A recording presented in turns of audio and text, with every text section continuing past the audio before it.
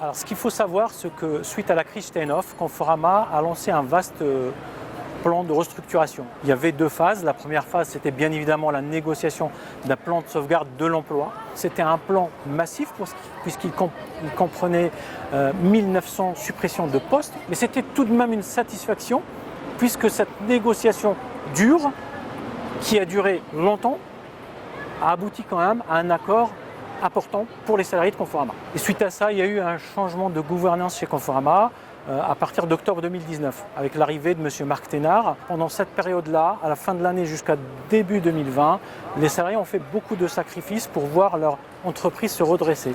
C'était le cas puisque l'entreprise Conforama, la veille de la crise Covid-19, dégageait de la trésorerie. Donc elle a retrouvé une activité importante. L'entreprise respectait ses obligations, ses covenants bancaires. Donc tous les voyants étaient dans le vert, vraiment. Et il y a eu la crise Covid avec l'arrêt net de l'activité. Très vite, la direction de Conforama, suite aux annonces du confinement du président de la République, a demandé ce fameux PGE. Le montant demandé est de 322 millions d'euros. Ce n'est pas un montant sorti au hasard, puisque c'est le montant tout simplement qui couvre la perte de chiffre d'affaires de Conforama sur 2 mois. L'intervention de M. Marc Thénard, le président directeur général de Conforama, chez vos confrères Les Échos, où alors il a dit à ce moment-là qu'il trouve que les négociations n'avancent pas assez vite. C'était pour nous une première alerte. Pourquoi le PGE, ou l'octroi du PGE, tarde à venir? Pourquoi en même temps on a des annonces dans la presse, des grandes entreprises comme les nôtres arrivent à obtenir leur PGE? Je peux citer Fnac Darty, je peux citer Kingfisher, je peux citer d'autres entreprises. Et donc l'inquiétude commençait à monter. Donc déjà, chez les salariés concernés par le plan de sauvegarde de l'emploi, beaucoup d'entre eux ont commencé des formations. Certains devaient commencer des formations au mois d'avril, au mois de mai, au mois de juin. D'autres ont commencé à chercher du travail ailleurs. Certains ont commencé à créer leur propre entreprise.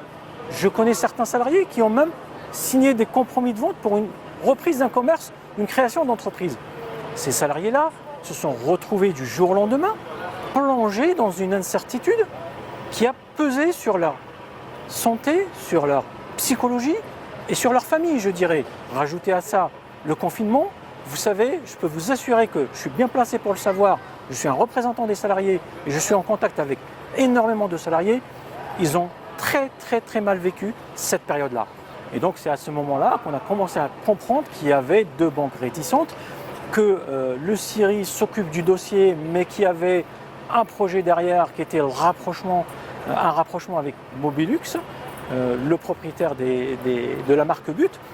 Et c'est comme ça que ça s'est enchaîné et que c'est comme ça que nous avons décidé ensemble d'écrire à M. Bruno Le Maire, le ministre de l'économie, et d'interpeller les médias sur le blocage qu'il y avait sur notre dossier. Vendredi dernier, nous sommes reçus par le CIRI, que je remercie, c'est le comité interministériel de la restructuration industrielle. Dans cette réunion, nous avons compris que la phase repreneur était privilégiée au PGE. Donc on leur a demandé à ce moment-là de demander à tous les acteurs d'accélérer le processus de négociation et de trouver un accord, puisque l'urgence est là. En cas où Mobilux rachèterait Conforama, en tout cas jusque-là, ce qui a été déclaré, c'est de garder l'entité Conforama. Alors au départ, je vous avoue qu'on craignait cette concurrence frontale, puisque nous avons déjà exprimé notre crainte sur les 90 magasins qui se retrouvent en concurrence frontale.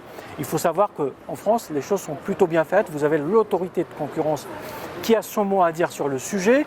Et la concurrence, il faut la voir un peu plus dans le détail, c'est-à-dire qu'elle s'apprécie au niveau de la zone de chalandise. Donc il peut tout simplement y avoir un magasin But en face d'un magasin Conforama et que tous les deux coexistent sur le long terme. Je ne dis pas que c'est le cas ou ce n'est pas le cas, je dis que c'est une possibilité.